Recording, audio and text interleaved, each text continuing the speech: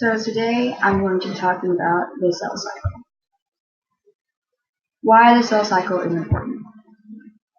The cell cycle is important because cells have a limit to their growth. They can't just grow infinitely big, and the surface area to volume ratio determines just how big a cell can grow. Nutrients are absorbed through the plasma membrane, which makes up the surface area of a cell. And if the volume of the cell is too big and the nutrients can't be absorbed all the way through the cell, then that is a problem. And so the surface area to volume ratio needs to be at a good level so that the nutrients can be absorbed all the way through the cell. The interphase is the first phase of the cell cycle, and it takes up most of the time of the cell cycle in general. Inside interphase, it includes G1, S phase, and G2. So G1 or gap 1 is the first phase in interphase, and in this phase the cell grows and it performs the normal activities that a cell normally does. S phase is the second phase in interphase. It's also known as synthesis phase, and this is where the DNA is replicated. G2 is the last phase in interphase. It's also called gap 2. And this is where the cell prepares for mitosis. And this is a drawing of interphase. You can see the nucleolus, the nucleus, the cytoplasm, and the plasma membrane. And also, just as a note, I will use an animal cell for drawing these like this. And these are real cells in interphase. So mitosis is where most of the action of the cell cycle occurs, but it takes up the least amount of time out of the entire cell cycle. And inside of mitosis, there are several different phases, and they include prophase, metaphase, anaphase, and telophase. So prophase is the first phase in mitosis, and in this phase, the cell prepares for nuclear division. It breaks down the cell envelope. The chromosomes condense, the mitotic spindle is formed, and the centrioles move to opposite sides of the cell. And this is a drawing of prophase. You can see this is the nucleus. The chromosomes are inside the nuclear envelope, and the mitotic spindle is everything shown here, which includes the centrioles and the spindle fibers. This is a real cell in prophase.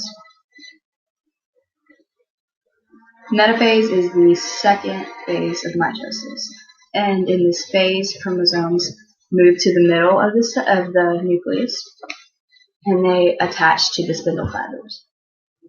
You can see the chromosomes are all lined up in the middle, and the spindle fibers are connected to them. And these are real cells in metaphase.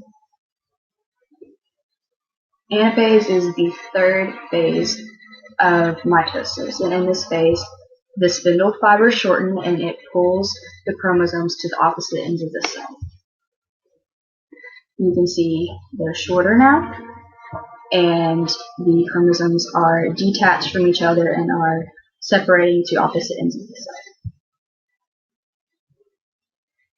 And this is a real cell in anaphase. Telophase is the last phase in mitosis, and during telophase, the nuclear envelope reforms around the chromosomes. The spindle fibers start to disappear because they're no longer needed. The chromosomes disperse into chromatin, and the cleavage furrow starts to appear. So you can see the spindle fibers are very short now, they're almost gone.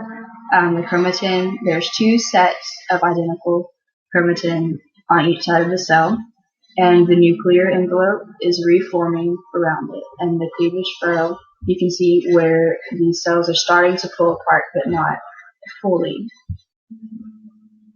And this is a real cell in telophase. Cytokinesis is the last part of the cell cycle.